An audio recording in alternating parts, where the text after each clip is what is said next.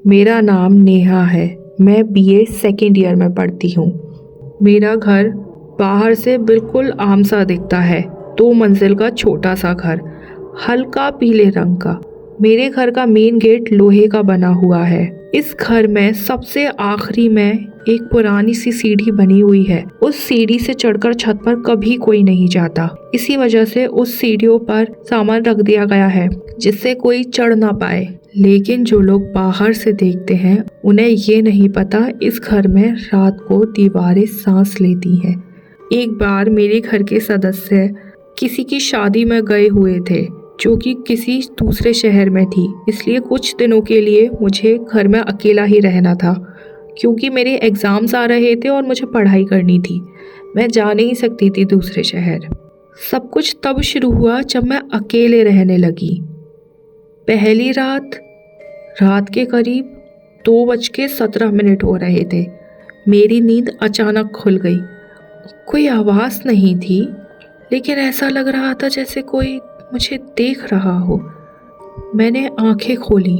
कमरे में अंधेरा था, पर दरवाज़ा आधा खुला हुआ था, जबकि मुझे साफ याद है मैंने दरवाज़ा बंद किया था। मैंने उठकर दरवाज़ा बंद किया और वापस लेट गई, पर उसी पल छत से किसी की आवाज़ आने लगी, कुछ ठोकने की, जैसे कोई पत्थर से ज़मीन ठोक रहा हो छत की। ये आवाज़ छत से आ रही थी, पर ऊपर कोई नहीं रहता है, छत तो बिल्कुल खाली है। मैंने खुद को समझाया पुराना घर है, कोई बिल्ली होगी, जाने दो, पर आवाज़ बंद नहीं हुई। पर जैसे तैसे करके मैं उस रात सो गई। अगले कुछ दिनों तक हर रात कुछ ना कुछ होता रहा। कभी रसोई से बर्तनों के गिरने की आवाज़ आती, कभी बाथरूम का नल अपने आप खुल जाता था। जब मैं खुद को आईने में देखती थी तो ऐसा लगता था मेरे पीछे कोई खड़ा है, और जब मैं मुड़ती थी तो कोई नहीं दिखता था। सबसे अजीब बात ये थी कि ये सब कुछ सिर्फ रात के 2 से 3 बजे ही होता था। बाकी के दिन मेरे सही जाते थे। कुछ दिनों बाद ही मेरे घर के सारे लोग वापस लौट आए, तो मैंने माँ से कहा, माँ रात को घर में कुछ अजीब होता है। माँ एकदम चुप हो गई, फिर धीरे से बोली, तू छत पर तो नहीं जाती ना रात में? मैंने कहा नहीं तो, पर क्यों? माँ ने मेरी तरफ देखा ऐसी नज़र से जैसे कुछ छुपा रही हो, फिर बोली, बस रात में किसी की आवाज़ आए तो जवाब मत देना। मुझे ये बहुत अजीब लगा, पर फिर भी मैंने माँ से पूछा, किसकी आवाज़, आप क्या कह रहे हो? माँ ने कोई जवाब नहीं दिया। एक रात मैं खाना खाकर अपने बिस्तर पर लेट गई और फ़ोन चला रही थी। रात के कुछ 2:30 बज रहे थे। अचानक मेरे कान के पास किसी ने धीरे से कहा, नेहा। किसी ने मेरा नाम पुकारा। मेरे हाथ से मोबाइल गिर गया। आवाज़ बिल्कुल साफ थी, कोई सपना नहीं था, कोई भ्रम नहीं था। यह आवाज़ मेरे कमरे के अंदर से ही आई थी। मैंने कांपती आवाज़ में कहा, कौन? कोई जवाब नहीं आया। बस मेरी अलमारी का दरवाज़ा अपने आप धीरे धीरे खुलने लगा और मैं इतना ज़्यादा डर गई, मेरी हिम्मत जवाब दे चुकी थी। मैं जल्दी से रज़ाई ओढ़कर वापस सो गई, क्योंकि मैं माँ को बुला भी नहीं सकती थी। वो तो सुनना ही नहीं चाहती थी मेरी कुछ। उन्होंने तो सीधा कह दिया था, ध्यान मत देना। उस रात जैसे तैसे मैं मुश्किल से सोई और अगले दिन मैंने देखा माँ बाज़ार गई हैं और बाकी के लोग भी कुछ ना कुछ काम से घर से बाहर गए थे, इसलिए मैंने मौका देखते ही मैं छत पर गई और मैंने दरवाज़ा खोल दिया। छत पर बहुत धूल थी। वहाँ एक पुरानी टूटी फूटी कुर्सी भी थी और एक कोना था जहाँ ज़मीन बिल्कुल काली थी, जैसे कभी वहाँ आग लगी हो।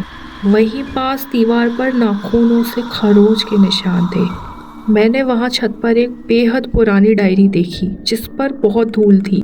मैंने उस डायरी को उठाया और उसको खोलकर पढ़ा।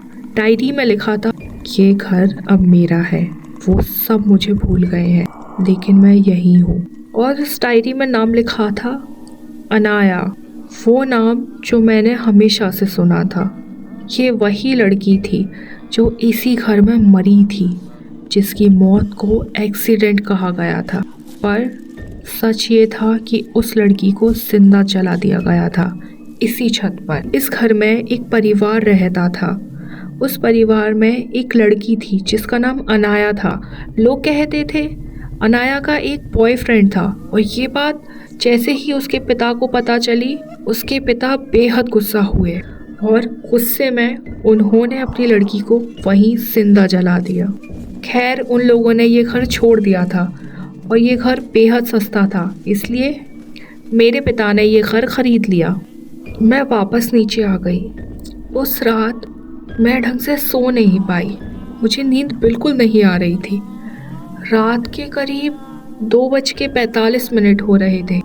मैंने मुड़कर देखा, वो सामने खड़ी थी, जले हुए चेहरे के साथ।